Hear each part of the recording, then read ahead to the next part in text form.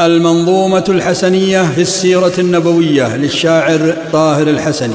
الحمد للمحمود الواحد المعبود حمدا يدوم سرمدا وليس يحصى عددا. الحمد للمحمود الواحد المعبود حمدا يدوم سرمدا وليس يحصى عددا. ثم الصلاة دائما تغشى النبي الخاتما خير الورى محمدا مطار طير وشدا. وبعد هذه السيرة موجزة يسيرة واعلم بأن نقتصر على أهم ما أذر وما أذيع واشتهر في كتب أصحاب السير. فمولد الرسول كان بعام الفيل وفي ربيع اشتهر في غرة 12 وقبل مولد النبي بأشهر موت الأبي. ومرضعات اللبن منهن أم أيمن ثويبة حليمة الرائم الرحيمة. وكان شق صدره في 4 من عمره وبعد ماتت أمه فزاد فيها يتمه. لكن عبد المطلب رعى رعاية المحب وعمه من وده رعاه بعد جده. وكان نعم الوالد الدافع المساند فسار نحو الشام متاجرا في عام. ومعه محمد يحفظه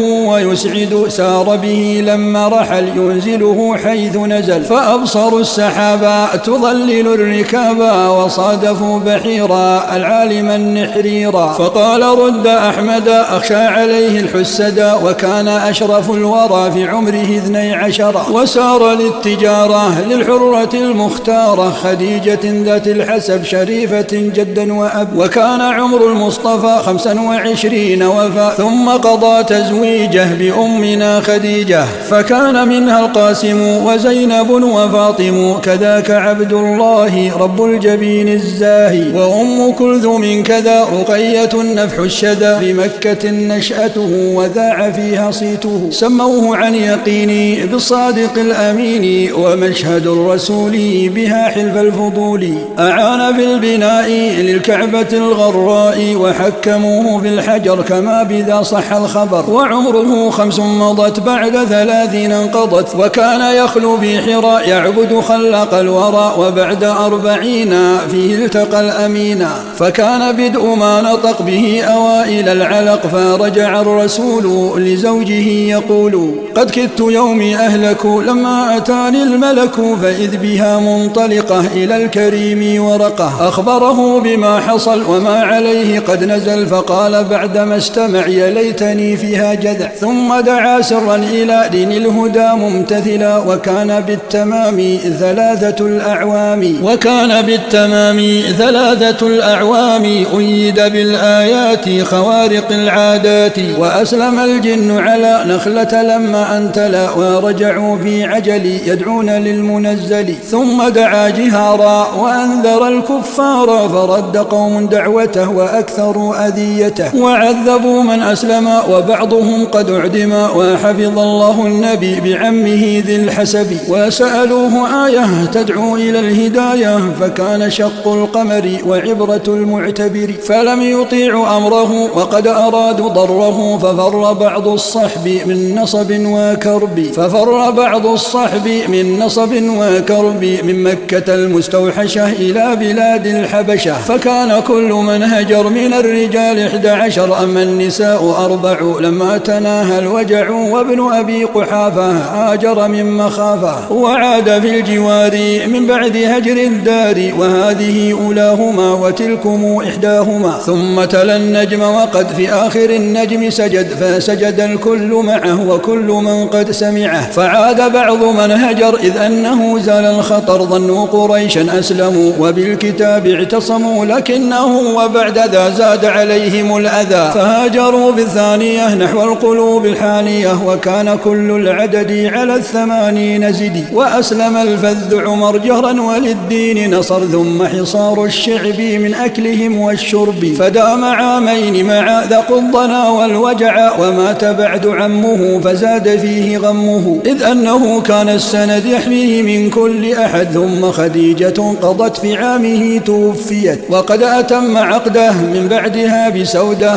ثم مضى للطائف يطلب أمن الخائف. فحرضوا من رجمه بغيا وأدموا قدمه. وبعد ذا العناء سلاه بالإسراء. ثم العروج للسماء به ترقى وسما السماء فيها الصلاة فرضت 50 ثم خففت. وكان وقت الموسم يدور بين الخيم يقول من يؤويني من العدا يكفيني، فوافق الهمداني السيد اليماني وقال سوف أعجل لمن ورائي أسأل، والوعد بعد عامي يا أشرف الأنام، فجاء من المدينة القلعة الحصينة وفد من الأنصار وخيرة الأخيار، وكان ذا في رجب بيعة وفد يثرب في سنة 11 من بعد أشرف البشر، والعدد 12 فبايعوا المبشر. ومر عام واحد حتى إليه عاودوا وبايعوه الثانية أهل القلوب الحانية. 70 كان العدد وما توانى أحد، كلاهما في العقبة ونفذوا ما طلبه. ثم إليهم هاجرت جماعة وسافرت 20 شخص قد هجر منهم أبو حفص عمر، والإذن بعد نزل للمصطفى أن يرحل، فجاء وقت الظهر ملتفعا في ستري إلى أبي بكر أتى وللرحيل وقتا، فدخل في الغار خوفا من الكفار. وثلاثا فيه للستر والتمويه، والمشركون اجتمعوا لقتله ووضعوا مالا لمن يقتله ونحوهم يحمله، فاقتصهم سراقه وأسرع انطلاقه، حتى إذا ما أوشك للمصطفى أن يدرك فساخ ساق الفرس كالعاجز المنحبس، فقال لن أضركم وسوف أخفي أمركم. واستأجر ابن أرقط خريت لم يفرط، وقد أناخ المركب ضحا على أرض قبى، أسس فيها المسجد منار خير وهدى، وسار بالركوب إلى أبي أيوب، وفي الطريق جمع وللصلاة شرع، وابتاع أرض المسجد بالثمن المحدد، فشيد البناء وبدأ الإخاء بين الذين ناصروا ومن إليهم هاجروا. وشرع الأذان جاء به البيان، رؤيا رأوها صادقة بالمفردات ناطقة، ووادع اليهود وأكد العهود، ثم زواجه على عائشة البكر تلا. وغزوة الأبواء بدء لقى الأعداء، ثم لسيف البحر لسلب مال الكفر. وغزوة الأبواء بدء لقى الأعداء، ثم لسيف البحر لسلب مال الكفر. وخص خير باعث عبيدة بن الحارث بأول الرايات في أول الصولات، فكان سهم سعد أول رمي الجند، وقد أتى بواطا وأهلها أحاطا. ثم إلى العشيرة جد إليها سيره، وبعدها لبدر يطلب كرز الفهر، ففاتهم وفر، وتلك بدر الصغرى. وبعد غزو نخلة تحويل أمر القبلة، وذا بعام 2 بأصرح القولين، وفي ثنايا العام الأمر بالصيام. وكان خير شهر موعد يوم النصر، فقد أذل الكفر رب ببدر الكبرى. وضمن أسر الكفر عمر رسول البر، والقتل بعد الأسر لعقبة والنضر. ثم سليمان قد غزا بنفسه تجهز، وقينقاع بعدها لما أضاعت عهدها. وبعد ذا الأمر يلي فاطمة الزهر علي، ثم غدا وضحى في يوم عيد الأضحى. وبعد كشف الكرب دعا لقتل كعبي، ثم السويق حيث فرسخ وبعد ذي أمر. وبعد ذاك قرقرة يطلب جمع الكفرة، ثم إلى بحران وما التقى الجيشان. والغزوة المسددة على نواحي قردة، ثم تزوج الأغر بحفصة بنت عمر. وبعد تلك زينب إلى هلال تنسب، والكفر بعد حشدا وجاء بغيا أحدا. فكان مقتل الأسد حمزة ذي البأس الأشد، وجرح الرسول وهو بها يصول. وجاء حمراء الأسد فلم يقابله أحد، ثم ابن عبد الأسد سار لجمع أسد. كذا أنيس رحل إلى هذيل عجلا، ثم على الرجيع الغدر بالجميع، في عضل والقارة الفئة الغدارة. وغدرة الأعداء بخيرة القراء عدا عليهم غادر ابن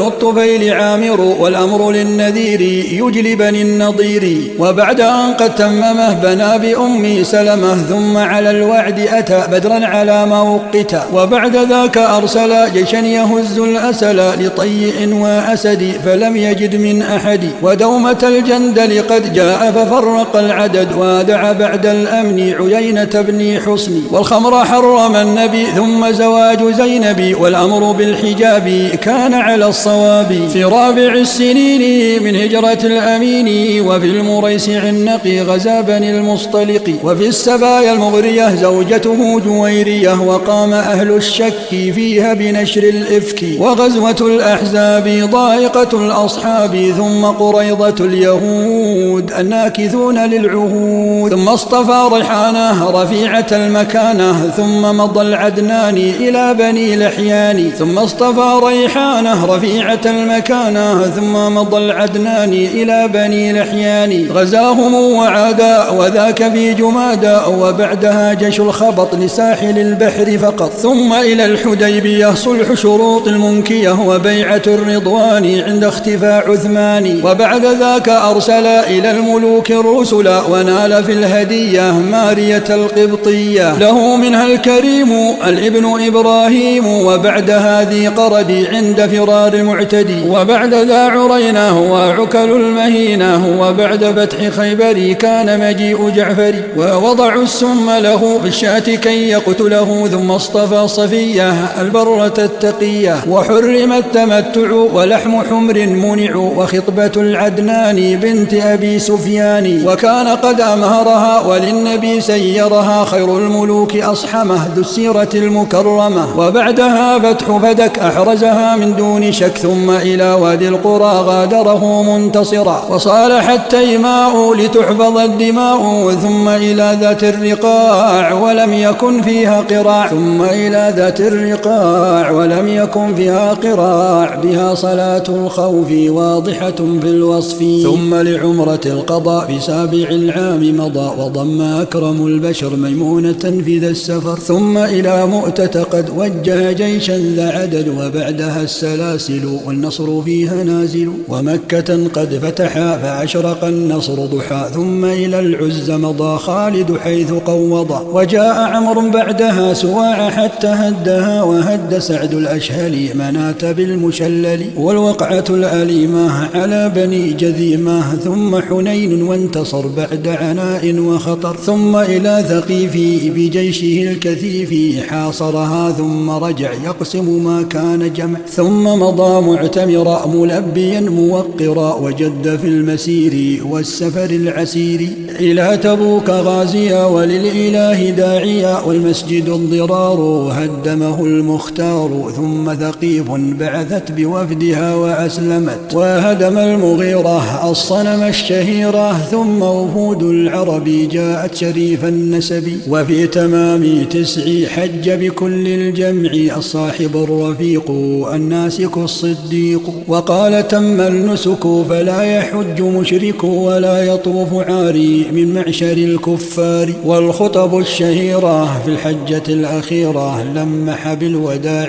في أطهر البقاع، ثم إلى الروم أمر جيشا يلاقي من كفر، أميره أسامة ذو القدر والإمامة، ومات خير البشر من قبل بدء السفر، والعمر عن يقيني 63، صلى عليه الله مسحت المياه من واكف السحاب والآل والأصحاب، وتم نظم الحسن بفضل مسد المنن، أرجو به السلامة من كرب القيامة، أرجو به السلامة من كرب القيامة، من كرب القيامة، أرجو به السلامة من كرب القيامة، من كرب القيامة.